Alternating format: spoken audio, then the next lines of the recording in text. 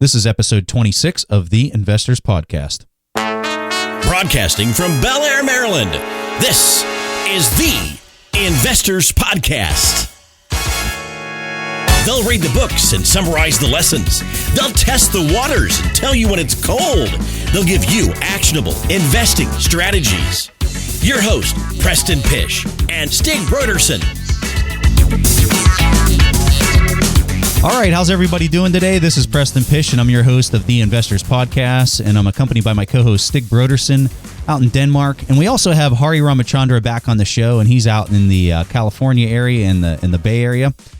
And so Hari's from Bits Business, and if you've listened to our show in the past, you've heard some episodes with Hari on. And the reason we brought Hari onto the show today is because Hari, myself, Stig, we're working on a project on the side where we're trying to stand up a new website that helps people learn how to create online business assets. And just so everyone knows, don't get too excited because this isn't coming out like next week. We're probably about 6 months out, and it's March of 2015. So we've got about another 6 months, probably at the earliest, that this thing was going to probably launch. But in an effort to prepare ourselves for working together as a team and standing up this new website, one of the things that we wanted to do is read a book together that we felt was going to be very conducive for this new business that we were trying to start. And the name of that book is Rework. We are also intrigued about reading this book because there's a very famous billionaire. His name is Mark Cuban. He's the owner of a basketball team down in Texas. And he's also on this TV show called Shark Tank. And Mark Cuban made this quote whenever he was writing a review for this book, Rework. He said, "If given a choice between investing in somebody who has read Rework or has an MBA, I'm investing in Rework every time. This is a must-read for every entrepreneur." So that kind of piqued our interest because Mark Cuban's a billionaire, and whenever billionaires say certain things, we try to listen up and try to take notes. And so that quote really caught our interest. And another thing that's nice about the book is it's not really all that long. It's kind of a short read. I think is it 200 pages or what is it? Something like that. Yeah, you guys are nodding your head. So it's somewhere around in that range. It's not very long at all. And after having read the book, I can completely understand why Mark Cuban has the quote that he has, because this book was very, very useful. And it's so simple. And I think that's probably why it resonated with me most. And I think that Hari and Stig probably have the same opinion. So what we're going to do is we're just going to highlight our top 5 points for the book. And for everybody that's out there on our email list, you know that every book that we read, we write an executive summary, and then we blast that out to everybody on our email list twice a month. And so if our discussion on here isn't long enough for you and you want to kind of capture more, definitely read our executive summary that we'll send out on the email. Also, this show's a little disjointed because we're talking about Rework in the first half, and then in the second half, we're going to be talking about comments that were made at the World Economic Forum back in February, where people like Ray Dalio and the economist Larry Summers were there, and they were making these fantastic remarks. We're going to play their remarks, and then we're going to talk about that. Because I know there's a lot of people out there that are interested on our thoughts and our opinions with this world deleveraging situation that we're talking about a lot lately. So that's going to be the second half of today's show. All right, so the first part here, we're going to be talking about Rework, and I'm going to throw the first point over to Stig. He's going to talk about his first point that he really liked in the book that he thought was useful for the audience. Yeah, so what this book is, I think that the paradigm this book is really written in is Silicon Valley. So these guys who have been writing the book, they created Basecamp. So this is a piece of software where you manage your projects. Preston and I actually use this software ourselves. So yeah, I have the deepest respect for these guys. They really know what they're talking about. But the thing that I really wanted to talk about was let customers outgrow you. And this was a point that was highlighted a few times by the authors. And what he is saying is that he would very often get requests from people saying, you need to add this feature to your software. Very, very frequently, because all individual companies have certain needs. But he was more looking in the other direction. He was saying, well, it might be that your business is growing and you have more complicated needs. But if we're doing what you're saying, then we will lose focus on the overall project, which is making a simple piece of software that can be running your projects. So the more complicated you might be asking because it suits your needs, it's not good for the overall customer base. So just to sum it up, what he's really saying is that even though you might lose some customers, by keeping things simple, you will be gaining more customers, because more customers will grow into your customer base than leaving. So, Hari, I would actually like this to throw this out to you, because you work in the Valley. What do you think about his way of thinking simplicity into the product? I agree with him. Many Silicon Valley entrepreneurs, including Peter Thiel, about whom we have talked about in the past, and Reid Hoffman, the founder of LinkedIn, they all talk about a minimum viable product to go with first. In fact, Reid Hoffman has once said in an interview that if you're not embarrassed when you release your first version, you're already too late to the market. Hey, so I like the example they used in the book with this one. So he was talking about a hamburger stand, and he said, at the end of the day, if you have a very focused product, your hamburger is going to be the best hamburger out there. So and if you're in the United States, Five Guys kind of comes to mind for me. When you go in that restaurant, I mean, the things that they hang on the wall are like these cardboard like cutouts. It's almost embarrassing how minimal that restaurant is. But the one thing that they do get right is that the hamburger is very good. I mean, if compared to like McDonald's or something else like that, there's no comparison.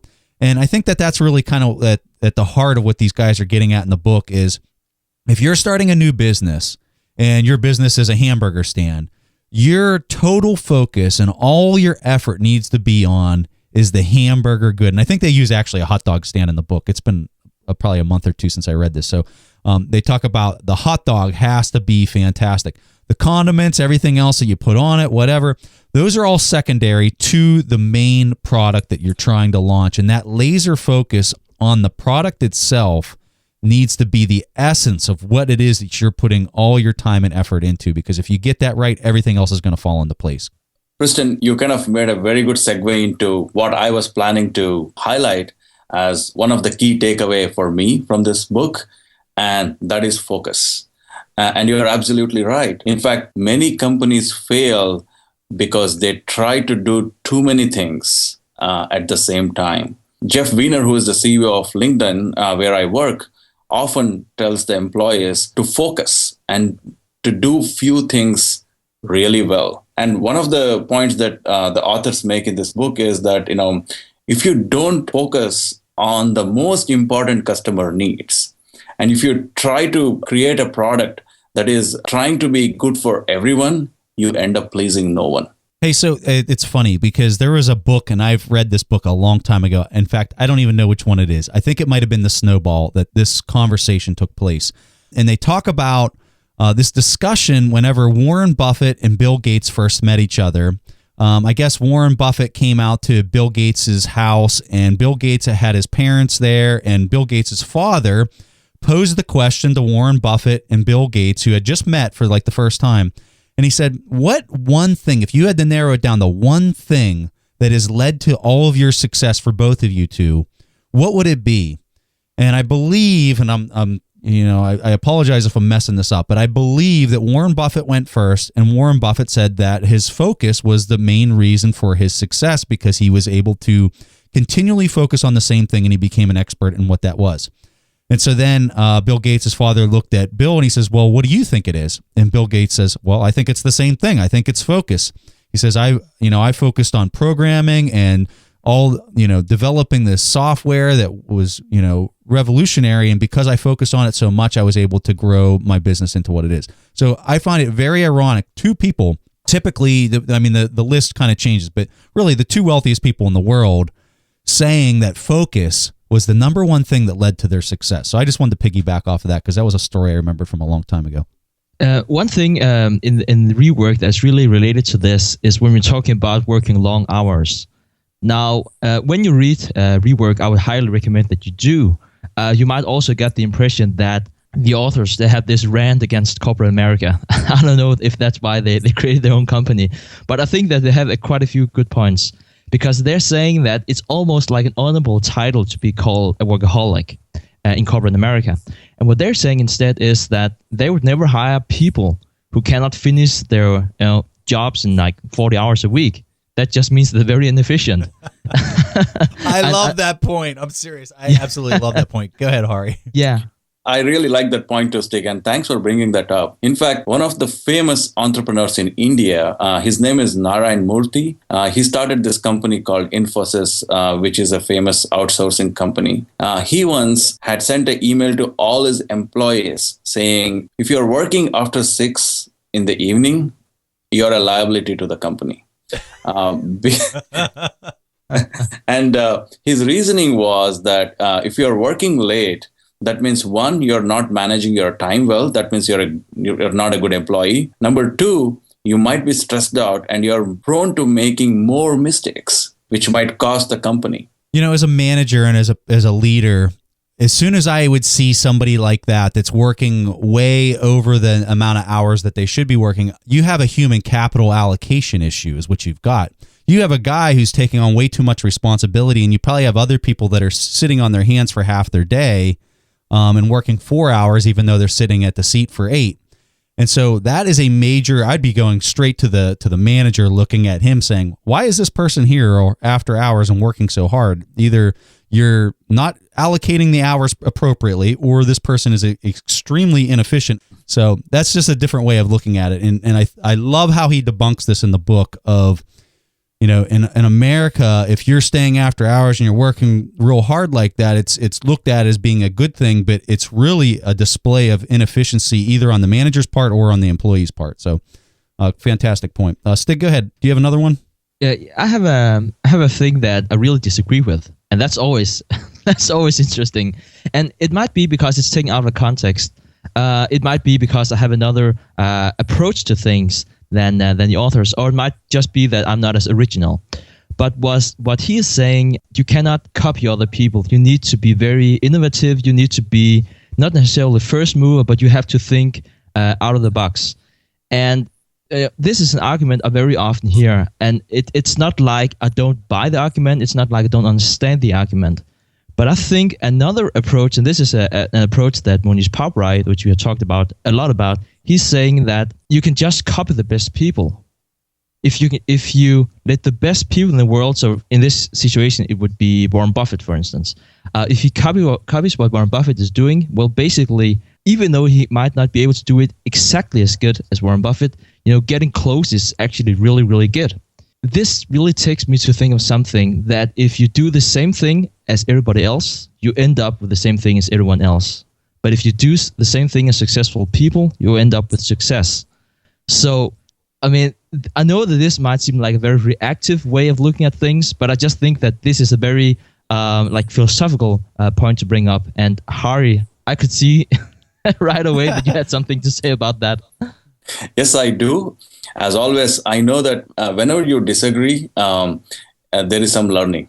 And in fact, this was a point when I was reading this book, I still remember, I just paused for a while because the same thought came to my mind, that is Mohnish Pabrai. And Pabrai calls it cloning, but he talks about the advantages of cloning. In fact, in a lunch with Charlie Munger, he asked him, what are good investments? And Munger, in a flash, said, cloners, cannibals, and spin-offs. And Munger's reasoning behind it was that the early movers usually don't end up winning or taking away the value out of a market segment they created. However, I was trying to put some context into this particular comment in the book. And my thought is that the authors are talking in the context of small niche entrepreneurs. The niche entrepreneurs are the small-time entrepreneurs. They're also called as micro entrepreneurs. They don't usually have the resources or the scale to go after established markets. And they don't want to attract any big company, or to put it other way, they don't want to get into segments where big guys can put in a lot of money, clone them, and then just drive them out of the market. In that context, I believe copying or cloning doesn't work for product creation for small entrepreneurs. They need to figure out a niche that they can serve. And as Pat would put it, Pat Flynn, who we interviewed in one of the previous sessions, if you're working on a niche that cannot be served by a magazine where you can place an ad for, say, $200 to $300, then it's too big. Because you will be overshadowed by big guys. I think that's the context I can finally concluded. Yeah, and I agree with Hari as far as the context of their comments in the book. But, Stig, I thought the same thing whenever I was reading it. I was like, well, I don't necessarily agree with that, because there's a lot of things that I try to clone after people that are businesses or ideas that I've seen that are successful.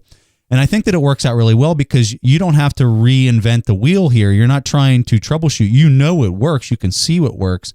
And I really think at the end of the day, my personal opinion is that a balance between you've got to be creative and you've got to come up with new ideas, or else you're going to be left in the dust. And you have to be dynamic too. But at the same time, if there is a proven path that works, you need to start there as your starting point and kind of grow it, mold it, and develop it from there on. And I think that that's kind of how I took it. I thought it was a little bit. I had the same opinion as you whenever I read it, Stig. I thought it was a little extreme and maybe a little overdone. But the one point that I wanted to highlight in the book was this idea of having a master plan. And I really like this because I'm a hardcore believer in you've got to have the roadmap and you've got to have the plan. And if you remember back when we talked about the Peter Thiel book, he was a huge proponent of having the roadmap of how you're going to get from where you're at right now to what it is that you're trying to accomplish later on. But I think the authors of this book, because they were not for having this master plan. They were more for like, hey, if you have an idea, go after it and be dynamic and where it takes you and run with it, really was kind of their plan. And I think that there's a balance between this. I think that you've got to have the mission statement of, hey, this is what I want to try to accomplish. How I'm going to do that, I really don't know, but this is my end state of where I want to be. And I think that you just start off with a template of what you think is going to work. And I do agree with the authors that you don't want to get so detailed. I think a lot of people come up with their roadmap and their plan, and it's so detailed, and they don't have any flexibility, that they're so rigid that they're just like a robot and they just kind of fall over in place because they're so drawn to the plan that they can't see how they can be dynamic and move with the current of opportunity and different things that present themselves. So again, I think it's a balancing act that you got to have kind of both, and you've got to know when is it time to deviate from the plan and when is it time to stick to the plan. But go ahead, Hari. Preston, that's a very good point. In fact, I feel Charlie Munger would agree with the authors. In an interview, he said at Berkshire, we never have master plans. And when asked why, he said, one of the psychological factors that play in when you have a master plan is consistency and commitment bias. Once you make a master plan, you're committed to it. You have shared that with your employees and your board of directors. And if you have to make changes to that, then you appear to be a loser or somebody who didn't really plan out things well. So then you stick to it at the detriment of your company's future prospects. All right, Stig, do you have any other points, or Hari, do you have any other ones you want to throw out there? Let's do one more and then we'll move on to the second part of the episode. Sure. One last point that I wanted to highlight from this book is that we learn more from our success than failures. And this, to me, was a counterintuitive point because most books talk about failing fast. and I got that one down. Listen, I was about to say that, I got that one down. I'm a live example. I followed it for a couple of years. I just failed fast. Nothing happens if you keep doing the same thing. As I think Einstein might have said this, that trying to do the same thing over and over again is insanity. Yeah. But the problem with learning from your failures is you will learn anti-patterns. That is, you learn what not to do, but that will not take you anywhere until you learn what to do. I think that's a great point, Hari. And I come to think about the book Outliers by Gladwell that we talked about last book we had, because he was saying that he was using these like hockey players, and I don't want to go into depth with the example, but he was saying that if you were a hockey player and you were born in the first 3 months of the year, you have more success. So you will have more success because you will be bigger, stronger, therefore get selected for the best team, get a better coaching, get better teammates. I don't know if the way of thinking is the same. Like if you're successful in the business, you would very often, find good people to work with, more qualified people will, try to connect with you, and that will just give you even more success and let the snowball rolling. I've heard the same thing, read the same books about failures, and yes, I also cut that one down, but I just thought that this other approach was really interesting from a, say, very philosophical point of view. Preston. Yeah, and I totally agree with the point that if you're going to be successful time and time again, you have to know what success looks like in order to implement it continually. And, I'm of the opinion, and I know Stig's of the same opinion, that the best way probably to do that is find out who's the best at whatever it is you're trying to understand how to do. Tony Robbins is huge on this.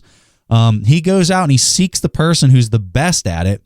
He studies their critical variables of what it is that has made them successful, and then it's just kind of copy and repeat. And so that's kind of taking this quote or this idea that Hari mentions, that you can fail and you can keep on failing, but if you really never know what it is that you've got to do to be successful, you're going to continue to fail. And there's so many people out there that have failed business after failed business after failed business. And I think that if they would take the approach of who is going to be the person that I try to model, or who's the best at this line of business, let me study them, understand why they are, and let me go that route. And I think that's how you can maybe take that idea and kind of run with it. But Hari, you had a follow-up. Go ahead. I have worked with serial entrepreneurs in my career in Silicon Valley, and I could really see the positive feedback loop that Stig was talking about in action. These guys have succeeded in one startup. They have the capital, and more importantly, they have the connections with the VCs. They have the trust of the VCs, and that really works for them when they start their second venture. I have rarely seen a serial entrepreneur fail in their second, third, or fourth venture, because the snowball is just rolling for them. Yeah.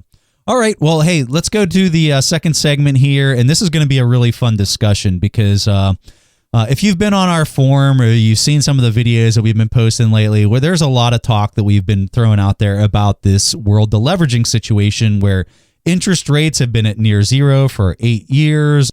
We're getting the jitters, and we're just trying to talk about it and figure it out for ourselves, to be quite honest with you. And so Stig sent Hari, myself, and a couple others this email a couple days ago of this discussion that they had at the World Economic Forum out in Davos, Switzerland. And so what we're going to do is we're going to play the comments, and we were really excited because Ray Dalio, who we track very closely, his net worth is $16 billion, and he's the founder and manager at Bridgewater Associates, which is the largest hedge fund in the entire world. And in addition to Ray, there was another gentleman by the name of Larry Summers. And Larry is a professor and former president of Harvard University.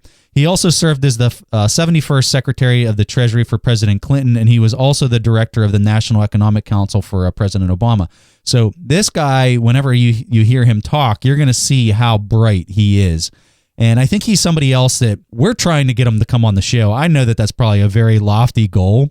But if you're listening to this and you want to send a Larry Summers, who is at Harvard University, a message and tell him that he needs to come on the Investors Podcast, we will not tell you to hold that email back.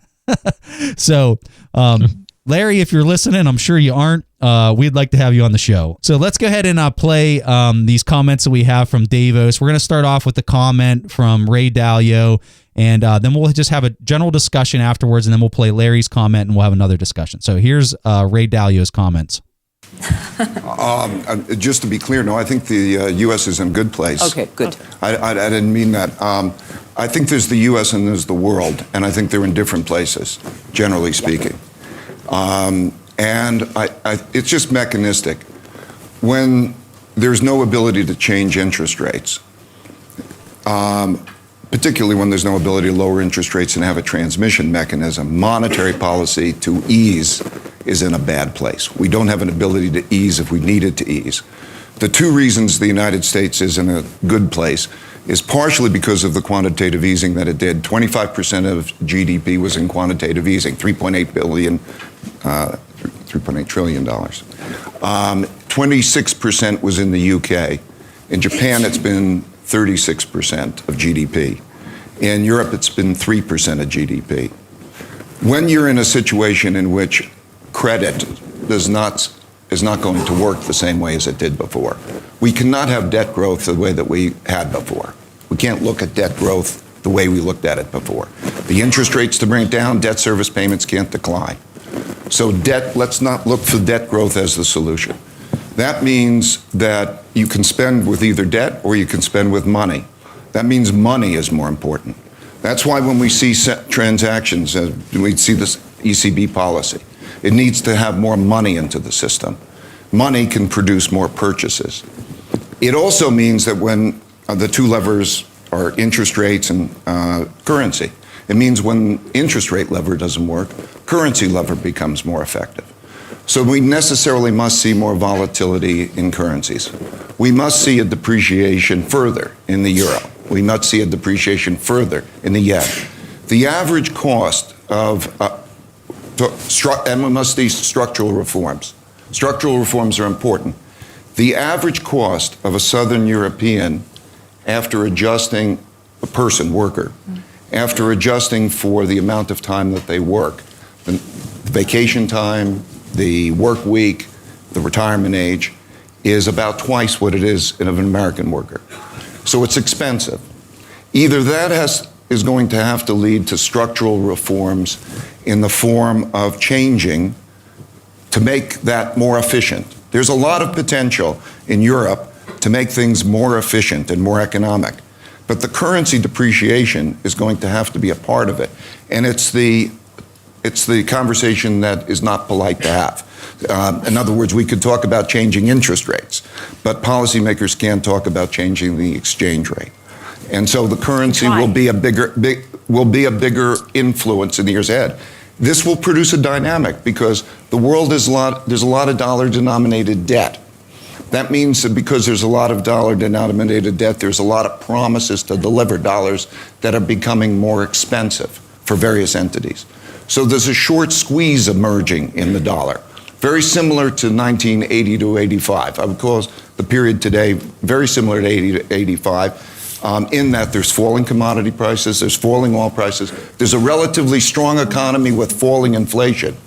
Back then, we could lower interest rates. We cannot lower interest rates now. So it's a similar dynamic in terms of those deflationary pressures. I agree with Larry in that you have to wait till you see the whites of the eyes of inflation. In 1980, if we didn't lower interest rates, even though growth was strong, we would have had a disastrous situation. It's somewhat analogous to that now, I think. All right, so the first thing that I want to just talk about, which was highlighted at the very start of Ray's discussion, was we're in a different situation now because we can't lower interest rates any lower.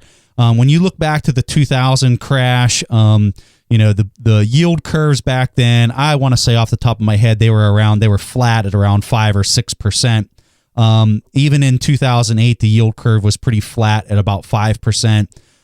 Where you're at right now, it's starting to go flat, but it's at like 2%. So that's a major issue. The other highlight that I wanted to just talk about that I found really interesting in his comments there, actually I have 2 points real fast, is the one that he says pretty much the only thing that we can do now, credit isn't going to work like it used to. So that means we have to do something with currency, which means we've got to add more dollars to the monetary baseline. That's what he's saying there.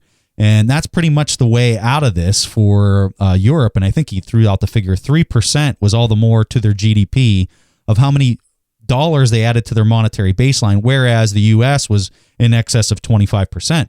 So that's a big difference. That's why I think you have seen such a change.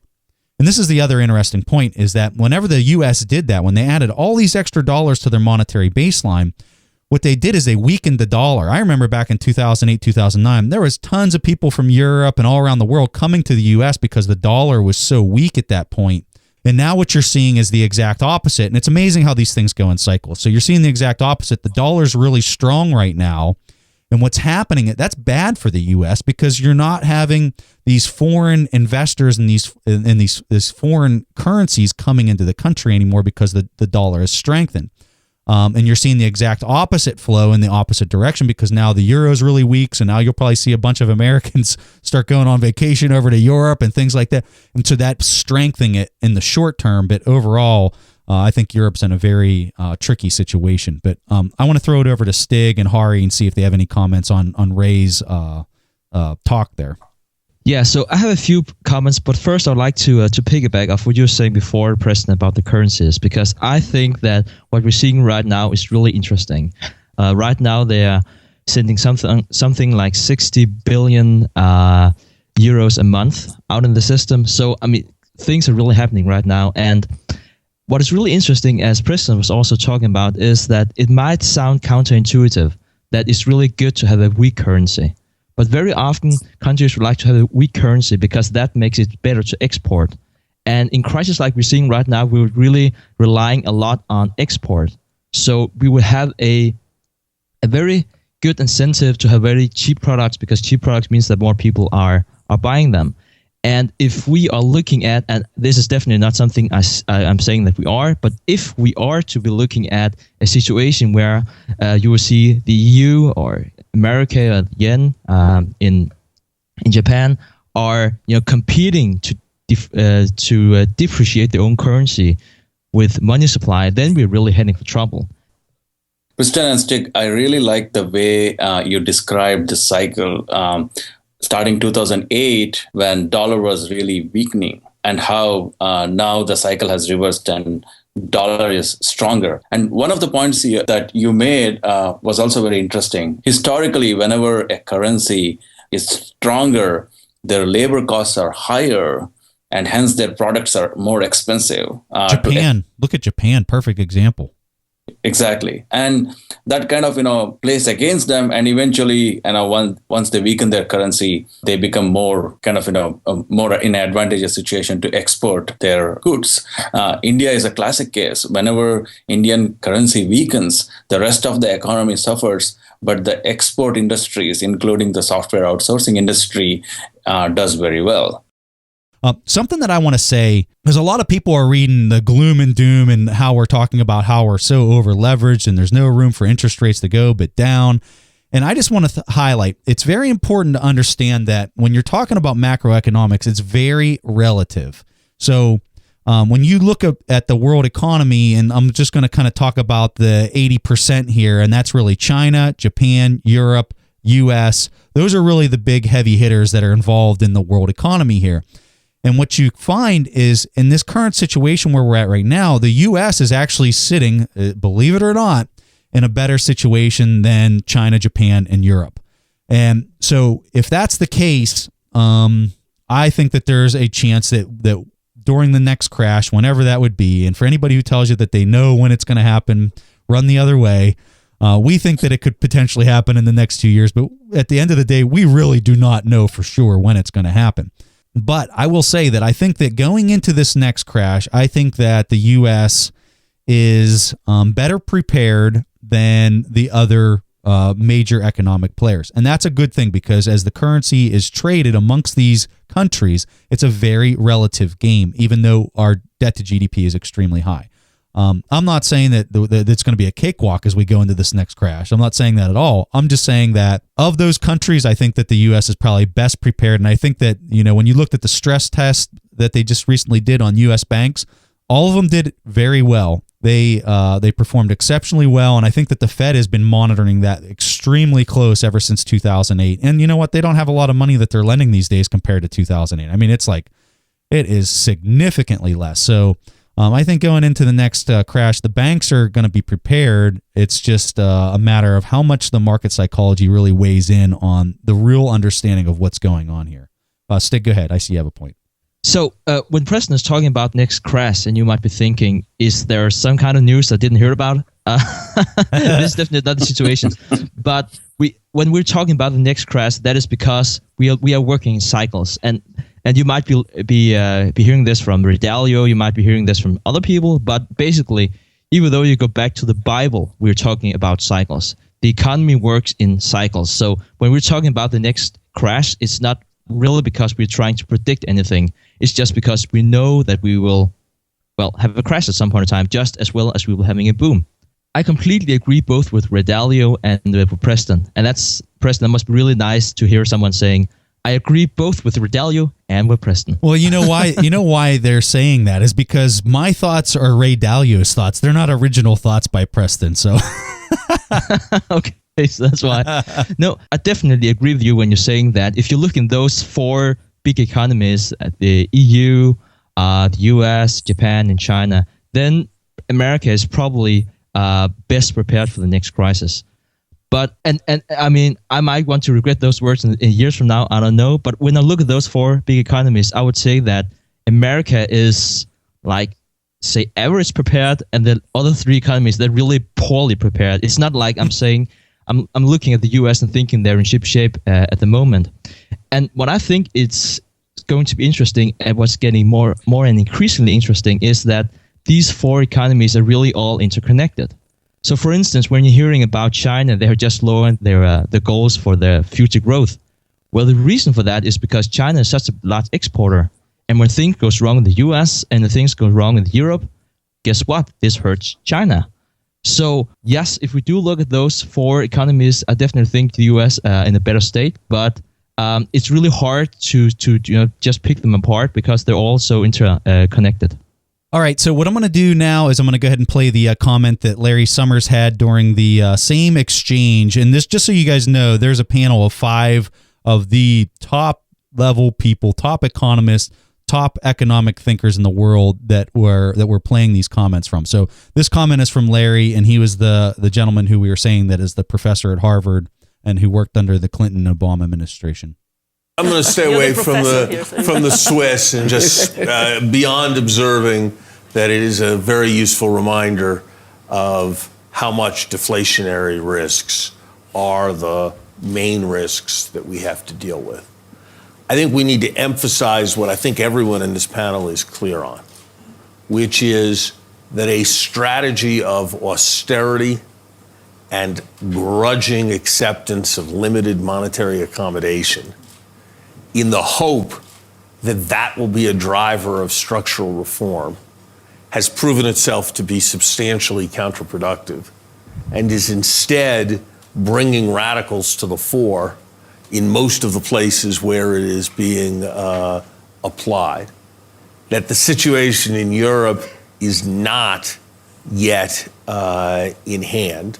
I agree completely with you, Anna, that the movements that have taken place in the euro have been desirable. I don't think that and I agree with Christine, that QE has already had a significant impact, but that's why I'm worried. We've already had a set of positive developments, and the economic forecasts are pretty dismal from here. And the kinds of policies we're seeing are already built into those forecasts.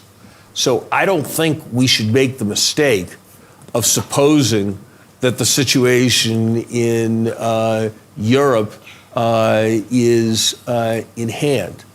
And I think I am for structural reform too, but I just want everybody to think about what I find to be one of the most surprising global economic facts when I look at it, because it's quite different from the conventional wisdom. Take men between the ages of 25 and 54.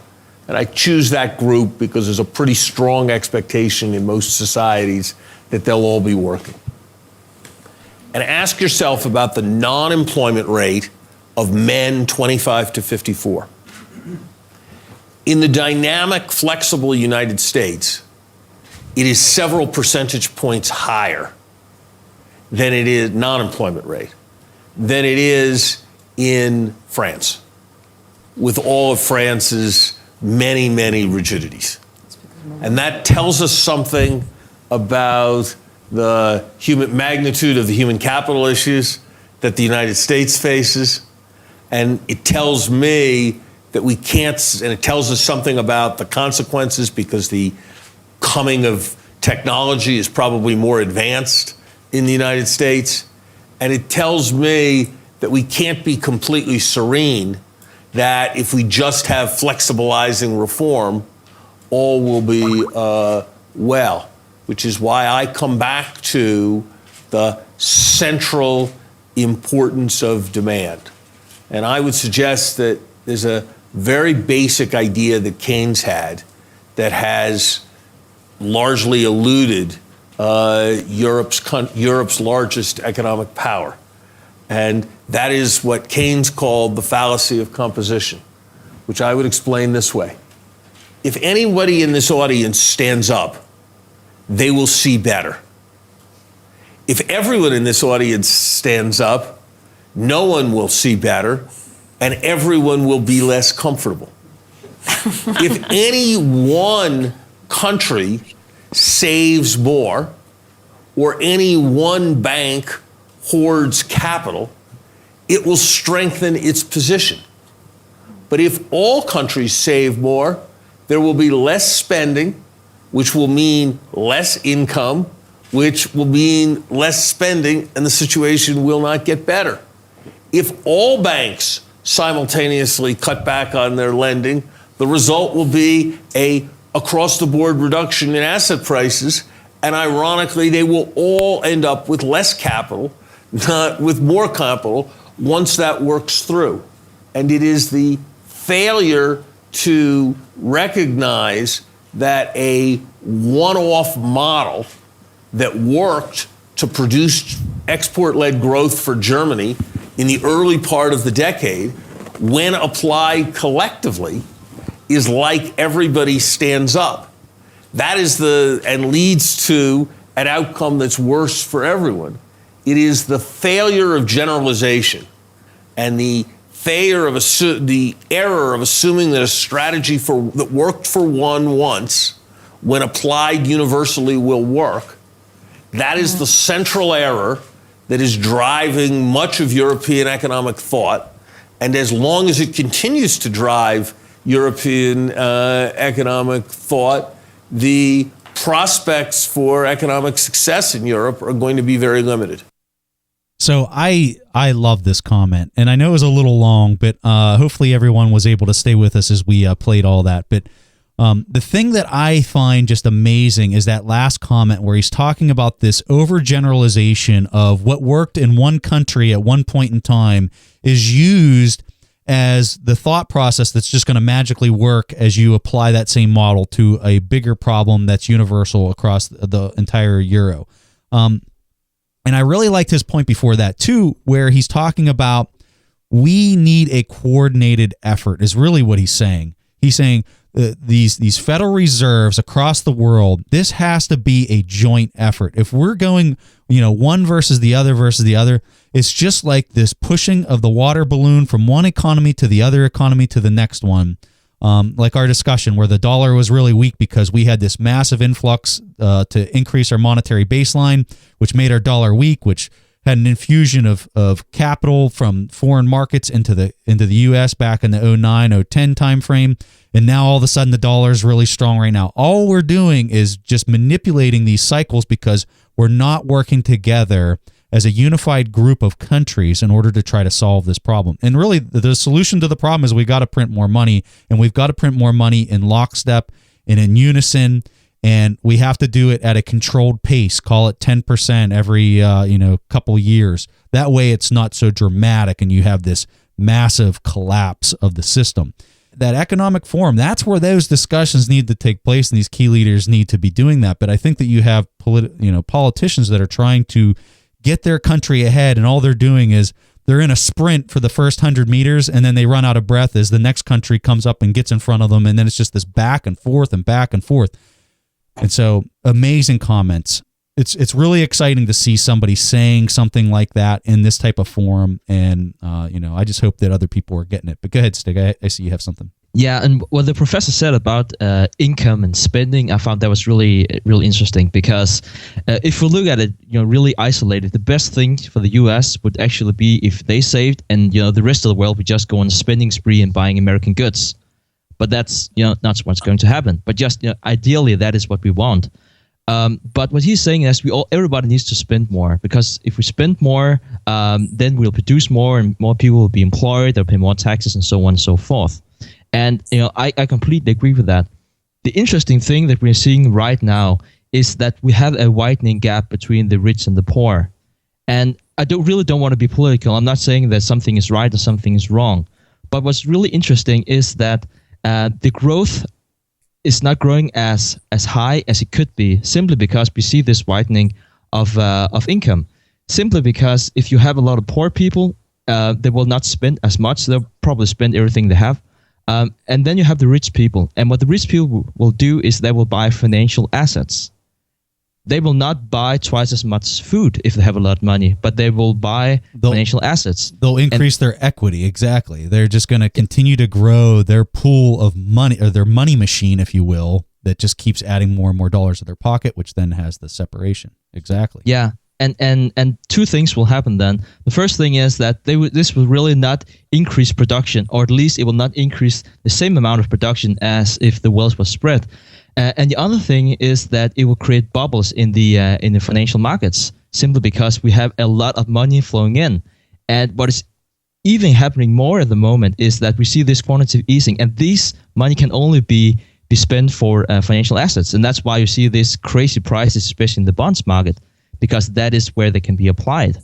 So again, it's not like I'm seeing a crisis right now, but I'm just seeing a lot of factors where if something goes wrong, a lot of things can really go wrong, and it's really interesting times. And I think if you'd go back to 1981, at least in the U.S., is kind of that mark where everything started changing, because that was the peak of your interest rates, and they've gone down ever since 1981.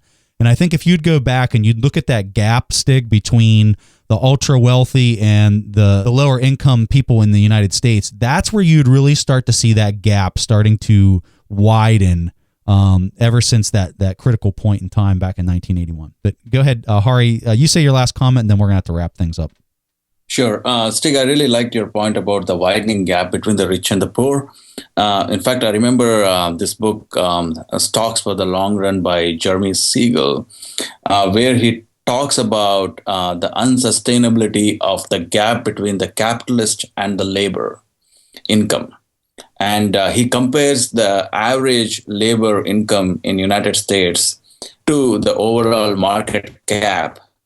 And he questions the growth of market cap or earnings while the labor income is not growing at the same time. I guess Larry Summers also made the point when he talked about the non-employment rate in US is much higher than France, even though as an economy, we are doing much better. And all this kind of, boils down to the same point that the gap is widening. So, folks, I just want to throw out there, some of this stuff might sound like Greek if you're hearing some of this for the first time. If you haven't been on our forum and you haven't watched some of these videos that we've been putting out by Ray Dalio and different comments, what we're going to do in the show notes of this episode, we're going to have all that stuff laid out for you. We're going to have the video that this billionaire Ray Dalio has made that describes this deleveraging process.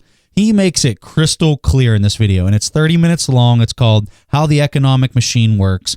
I'm really trying to have as many people as possible watch this video because it's really going to help you in the long run. It's well worth your time. I promise you that. There's also a white paper that Dalio wrote. It's probably like 300 pages or something like that.